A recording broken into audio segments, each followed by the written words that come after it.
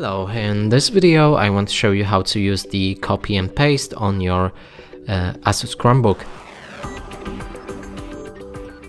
And to do this, let's copy some text. I'm gonna write the hard right here in Google Chrome.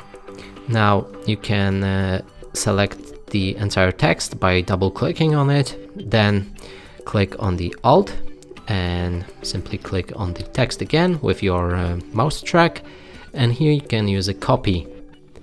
Then to paste it, let's open another tab, and here do the same thing, hold Alt and click on the search bar and click paste to paste the text. You can also use the key combination to do that, so let's go for this tab, click Ctrl, hold it and click on C, then go for another tab and click Ctrl, hold and hold it, then click V to paste the text. And that's it for this video. Hope you like it. Please consider subscribing to our channel, leave a like and a comment below.